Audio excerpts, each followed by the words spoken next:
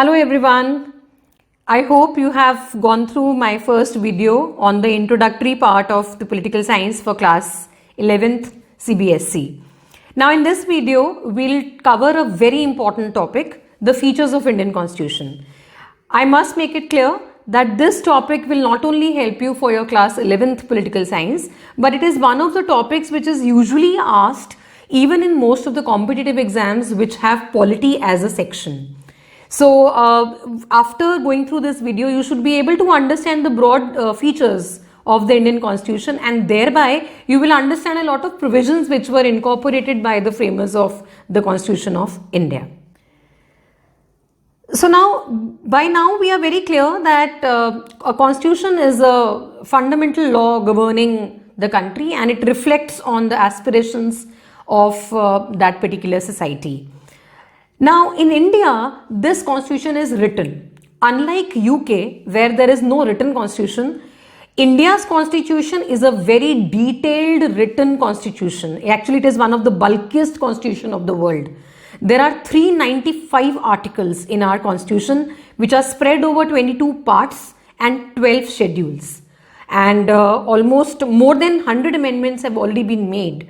So please understand that in the Indian Constitution, almost every provision is explained in too much of a detail, and very few chances of uncertainty and guesswork has been left by the framers of the Constitution. The second topic is the rigidity and flexibility of the Constitution. Now you might just think that both the words are opposite to each other. Yes, they are. And that is the feature of the Constitution of India, that there is a combination of both rigidity and flexibility in our Constitution. That means there are some parts of the Constitution which can be very easily amended by a simple majority of the Parliament. That is the flexible part of it. However, there are some parts in which not only is the Parliament's two-thirds majority required, but also 1/2 of the state legislature's consent is also required. I repeat this point. Indian Constitution has certain things which can be changed or modified by a simple majority. That means we can say that the Constitution is flexible. But at the same time, there are certain provisions which need two-step consent for a change. That means both at the center level and also at the state level. And that's how we say that the Constitution is rigid in its form. The third feature is that the government given to the Indian form of democracy is parliamentary in nature.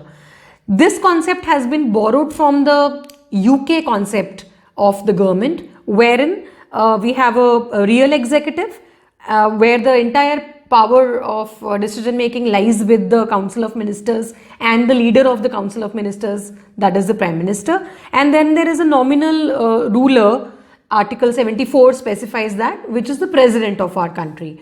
Now this concept has been borrowed from the UK, where their nominal head is the Queen of England, and the real executive is again their elected government. The next feature is that we have a bicameral house at the center. Bi means two. Cameral means the houses which are governing the country. So bicameral house means that at the center we have two houses. First is the upper house, the Rajya Sabha, and then there is a lower house, that is the Lok Sabha, which is also called as the House of People. And this provision is mentioned in the Article 79 of the Indian Constitution. Now there are certain states also where there are bicameral houses. For example, Maharashtra and Karnataka. In the states also we have two houses. But most of the states have a single unitary cameral house only. The next feature is the federal system of our country is with the unitary bias. It is again a very contradictory statement. On the one hand, India is a federal system. That means we have center, we have state, and then we have the local self-government. That is a federal system of governance. But at the same time, our country has a unitary bias, which means that we are more inclined towards having a unitary or a more powerful union government over the other state governments. Now, this is specified in Article 1 of the Indian Constitution, and it describes that India is a union of states. That means the units, the states, do not have any power to break up from the union. It is the union who has created these states for the purpose of convenience and easy administration. But the states do not have any other identity on the basis of which they demand to break away from the union. So we are a federal system, but we are more towards a unitary form of government.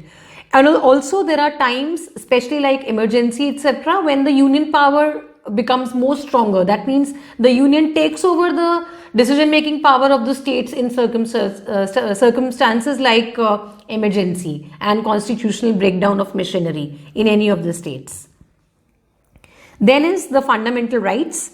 Fundamental rights are also second chapter of the Indian Constitution, class 11th.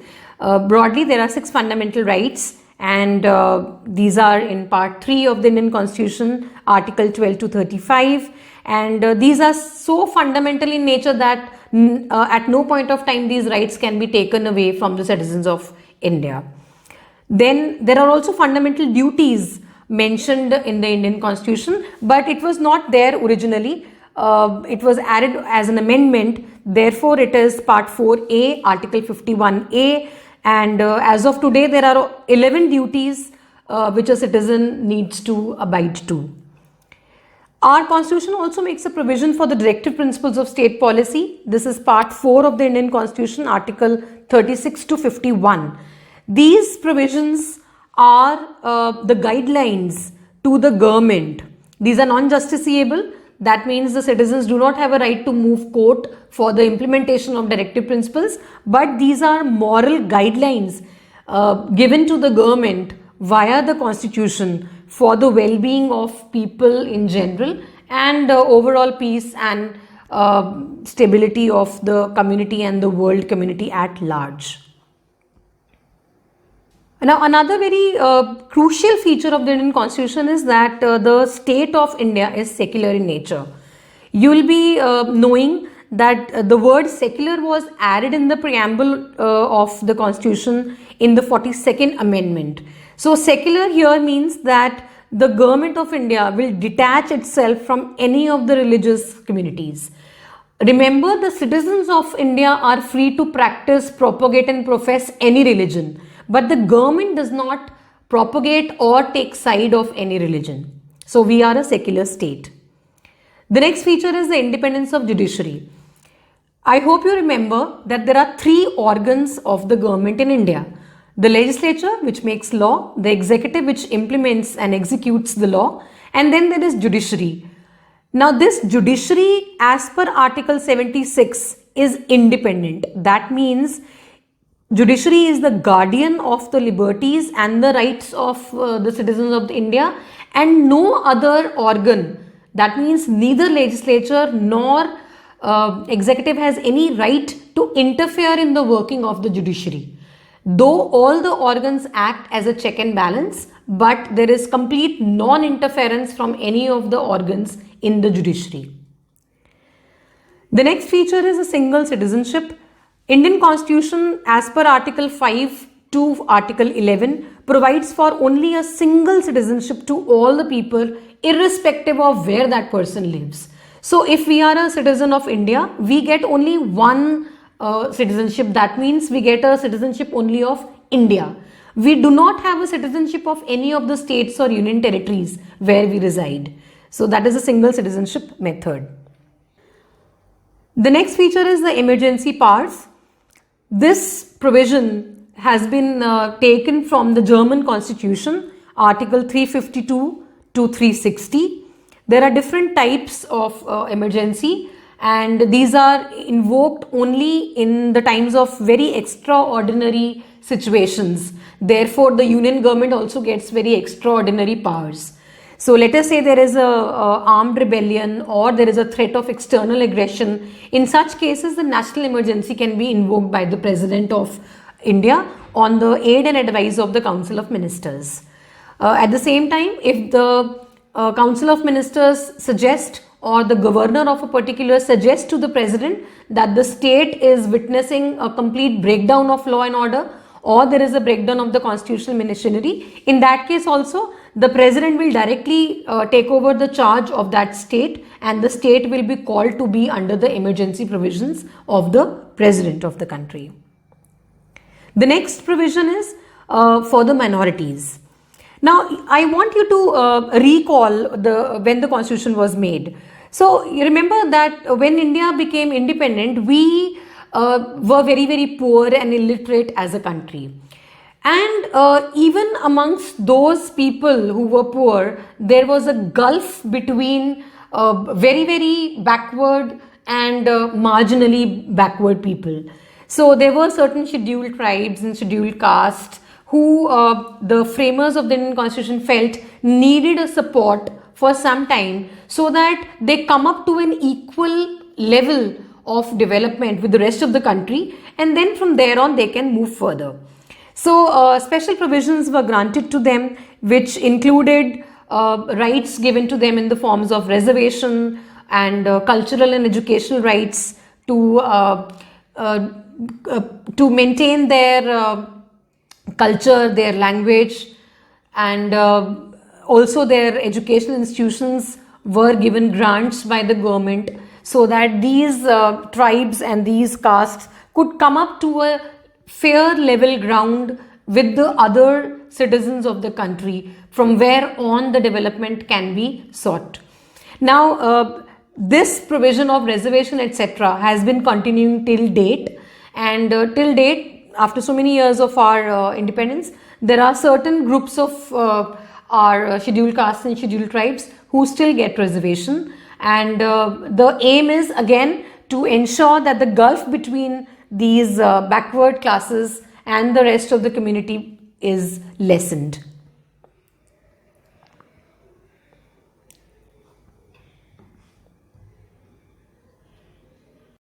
And the last feature that we'll be discussing today is the local self-government. Now, the original Constitution of India did not provide for government at the local level. Local level means the cities, town and the villages. It was added, this concept of local self-government was added only as an amendment later on. But it was a part of the directive principles of state policy. That means the original Constitution did mention that the government should look for a right time when the people of India will be intelligent enough to have their own government even at the grassroots level. And ultimately it was done also. So today India has a very strong network of the local self-government. Periodic elections are held in a very democratic manner by the state election commissions. The villages have their Gram Sabha and Gram Panchayats, and the towns have municipal committees and municipal corporations. So now, children, I hope that after going through this video, you are amply clear about the broad features of the Indian Constitution. There can be certain more points which can be added to this list, but I feel that for your level, class 11th, these features will be enough. So I hope it is clear to you. We'll meet you again in the next video. That will be chapter 2 of your CBSE class 11th. Till then, happy learning. God bless.